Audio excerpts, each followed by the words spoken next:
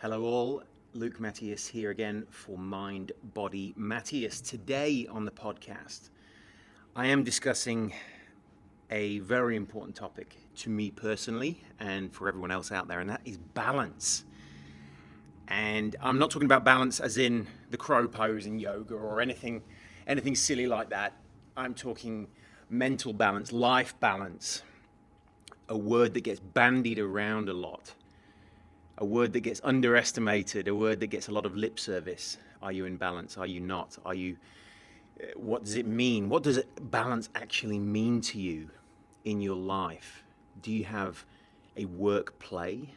Is that how you see it? There's a lot of grey area here, and I think without awareness, a lot of people push balance under the carpet. They might even know they're living out of balance. And as Robin Sharma says, when you look back when you're 50, 60, 70, 80, 100 years old, and you've spent the best hours of your best days out of balance, out of happiness, whatever that is in work, life, family, play, however you break it down, is it a good life? Or would you prefer to look back when you're on your bed, when you ask your grandparents about it, would you prefer to look back with a smile on your face because your life is in balance? You've done plenty of personal things. You've done plenty of things for those around you. You've succeeded in whatever success means work-wise. It's such an important subject. Balance to me, I've broken down a number of times. And first off, you are the sum of the people around you. That is real. I don't know whether it's the 5 people or the people you spend most time with here, there, and everywhere, but you do become the sum of the people around you. The reason I bring this up is when you're looking for balance internally and when you're looking for balance at your workplace, if you are surrounded by people who are super positive, super game-changingly awesome, what happens to your game? What happens to yourself in whatever that is? It might be at the gym, it might be at work, it might be at home. Motivated, charged, happy people. Guess what? Your game lifts. There's no two ways about it. It does. And what happens as well when you're at the gym, at the workplace, at home, with family, whatever it is, with friends, and you are with draining people, or people who are in a really bad mentality, and they moan and they criticize and they critique everything. What happens? It brings you down to that sort of baseline. The sum of the people around you, I never quite understood that, but it is real. And if you have a lot of negative people around you, you become negative. And that brings you out of balance in all aspects. So this is like a macro point here. Surround yourself with people who are going to bring you up, are going to make you your best, are going to give you wings, for a better phrase. Because then you can start looking at the real stuff, at the real life. This podcast for me is a really personal one because I've found myself in balance and out of balance. I've researched and studied how I can bring myself back into balance and how I break it all down. I'll go through this shortly. In all honesty, when I set my goals of doing a podcast on things I discuss, I get asked about balance. How do you fit it all in? All these different things all the time, whether it be various businesses, whether it be family and having a new child, and whether it be training and eating. How do I fit it all in? How do I remain in balance? I had actually planned on doing this podcast 3 or 4 months ago, and at that particular time, I was personally very out of balance, and I was having difficulties. I was completely thrown off the rails, and I wanted to sit here and give this lip service but I felt, and honestly, I sat down here to start recording a few times, and I felt like a bit of a fraud, to be honest with you, because I would have been talking about things while I was so way out of balance. And I'm not saying it's all set now forever. Balance is, life balance is literally like being in a gym, and do you know those big gym balls, those big bouncy balls that seem to be all the rage over the last few years? And you see them in the office space, and people are sitting on them for the core stability and all this, whatever it is. When you sit firmly and you're balanced, that's fine, you're solid. But as soon as you take your concentration off it, as soon as you take your awareness off what you're sitting on, and you just have a little fall, the whole lot goes. Everything goes. And you, whoa! That's life balance. As soon as one little piece goes, it's amazing how fast the house of cards can crumble, unless you're constantly pushing, reinforcing that house of cards. It's an amazing thing. And I feel now I'm at the point where I can verbalize my thoughts, because I was aware of it. I was aware of the difficulties, and I'd like to think I've kind of brought them back. I'm not saying they won't fall out again, but right now I'm in a pretty good place to discuss this. Shaping your life. They're my difficulties. My first professional years, I suppose, in my 20s were all about work.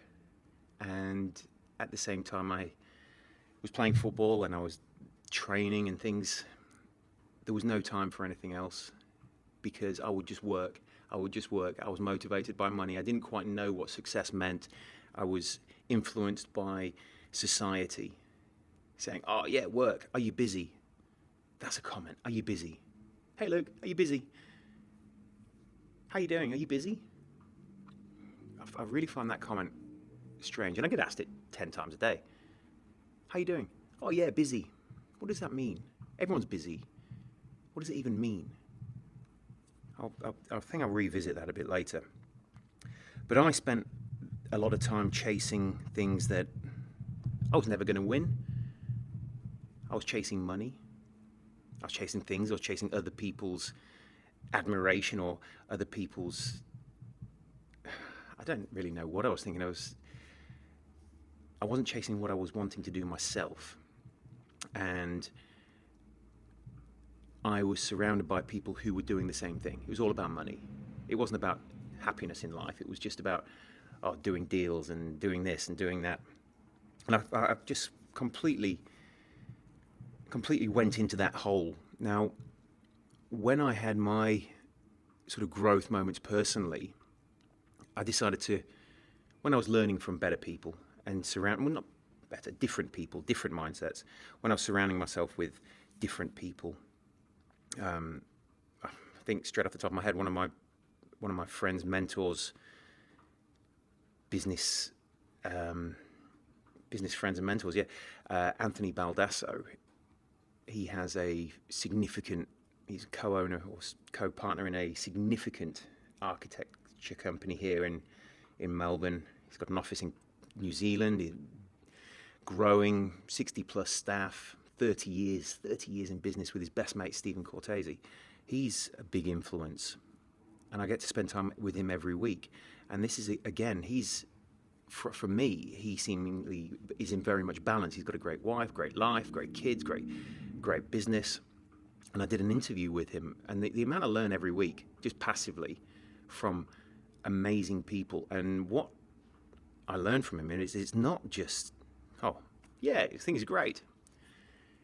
When you sort of get beneath the covers, beneath the whole world of Instagram, and you have people in great places who you admire, breaking down to the fact that it wasn't always in balance, or it isn't always in balance, but I'm aware of the pieces that make me balanced. And they're the things I have to work on. They're the constants. Otherwise, the house of cards, again, falls down. I will possibly reference him or reference his thoughts a number of times in this podcast, and we can even, suppose, play the whole interview at some stage.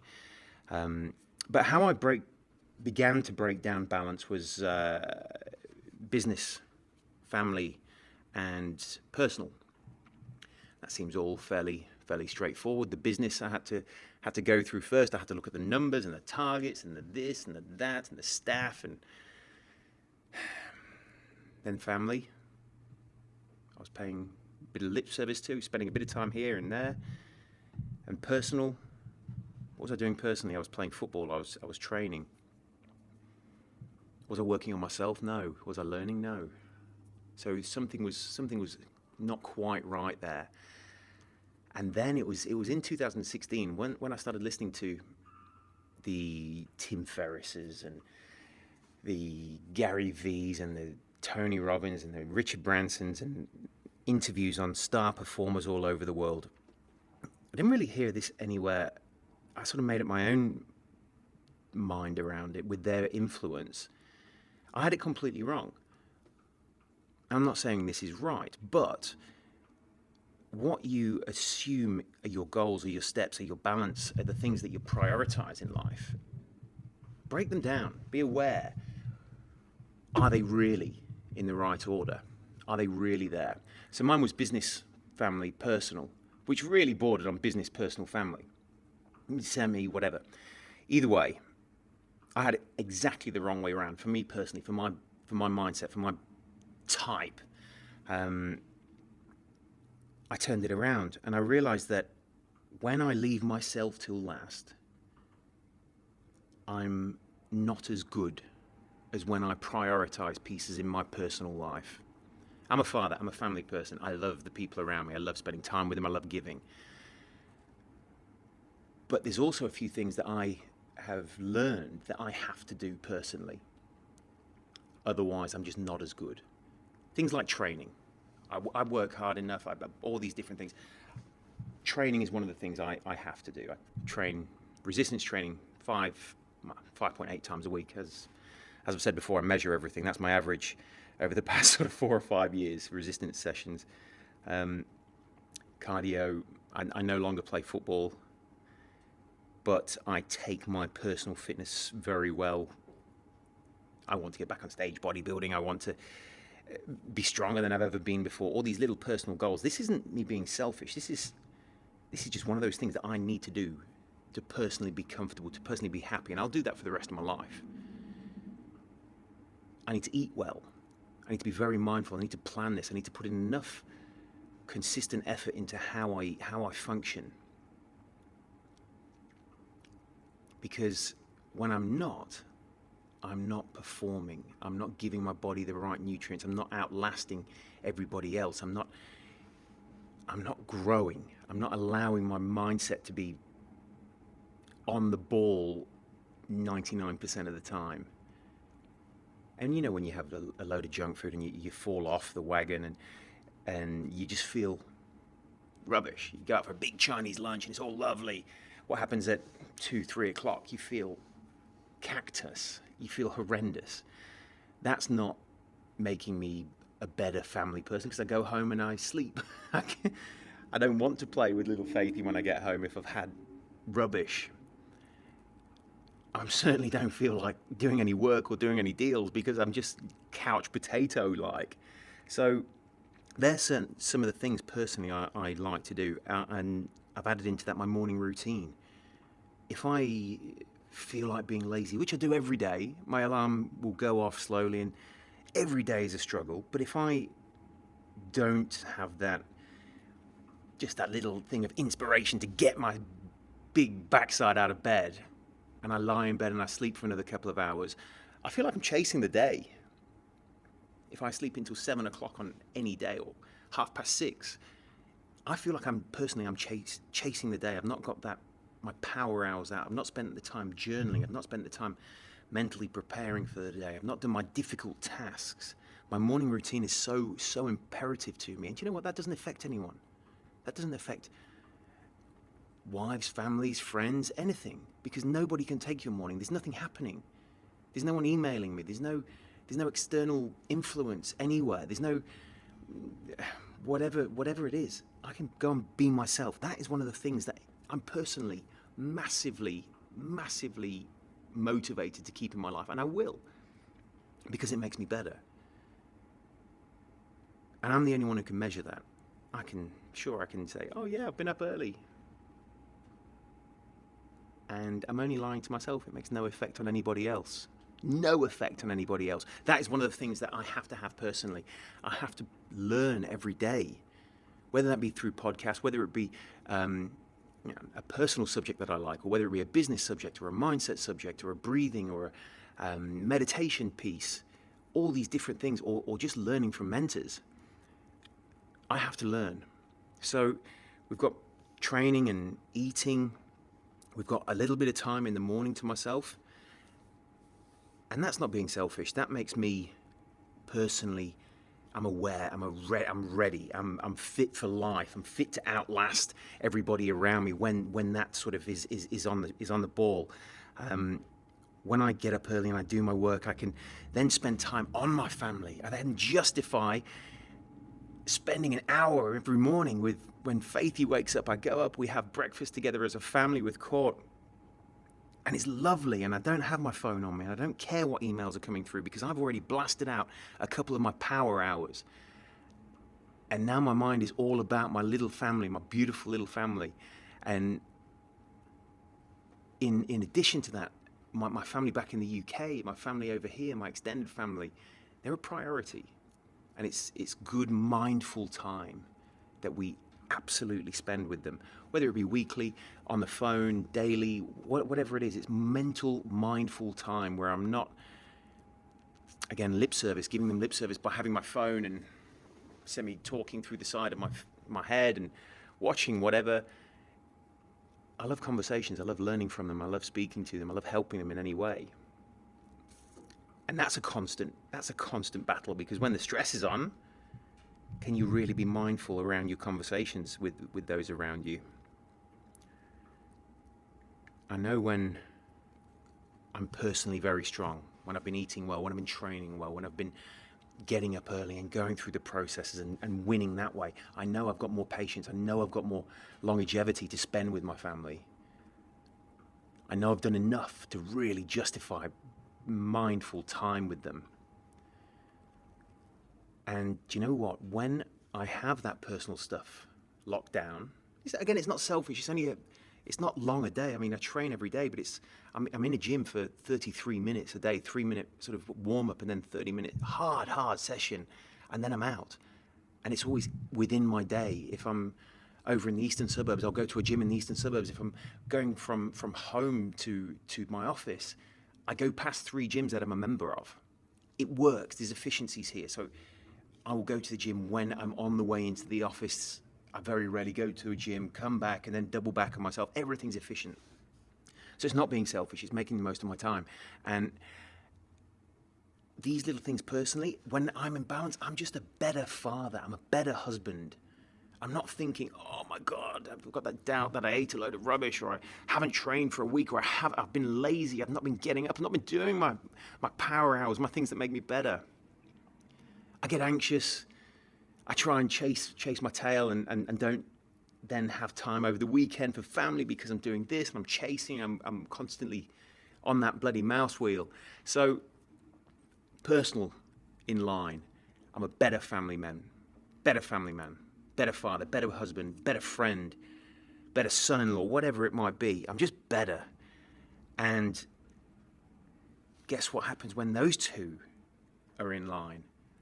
I come into the businesses, and I'm just flying. I'm just mentally flying, and that rubs off on the people around you. I'd love to be known as a positive influence on the people around me, whether it be friends, family, work colleagues. Everything's the same. I love that. So I feel as though it's my duty to be as good personally as I can, as good family as I can, because then the numbers in the business, they just tend to look after themselves. I feel like you just give off a better vibe. Things just become to you easier. Some people call it luck and whatever, all these different things. But it's the damn hard work pre that little piece of luck, that phone call, It's the damn hard work to make sure you are in the prime spot to receive. You give, you give, you give, you push personally, family-wise, and guess what happens? The numbers just come in, the business looks after itself, and people are in a good place. And it seems easy, and then you take your foot off the accelerator, and then you don't train, and then you stay in bed, and the personal stuff goes off, and the whole lot collapses. It's a constant battle, and that's where I was a couple of months ago, to be quite honest with you. I was finding it very difficult. Somewhere in the personal and family side, there was a disconnect, and business became tough, and then it's just a snowball effect. So you have to step back and become aware why this is happening. Am I trying to put a mask on it, or am I going to go deeper than that? Am I going to go back and list in my journal what I'm doing wrong? And then, am I doing the same thing wrong every day? No, I've got to change it. I've got to be strong. Having that balance is not a simple thing. You have to constantly work on it, constantly analyze. A lot of people just analyze business. A lot of people go to work before their kids awake, and they back after their kids are asleep, and they're constantly battling at work, at numbers, at forecasts. Guess what? For a good life, you have to do that in your personal life. You have to do that with your family. You have to make goals, make tasks, spend time with the loved ones around you, because if you just get encompassed and work on this little mouse wheel, when you look back at the best hours of your best days, and I use the metaphor a lot, stacking shelves, nothing to do with stacking shelves. It could be accounting, it could be whatever it is. But if you're doing that and your mindset is out of balance, you are spending the best hours of your best days not doing the things you love. Our time is finite. The battle for balance is real. Find out where your balance is. Find out what you have to do to become more balanced. I've learned from so many amazing people who openly admit mistake, openly admit this is a marathon and not a sprint, openly admit that when they are in balance, they are the most happy they are in life.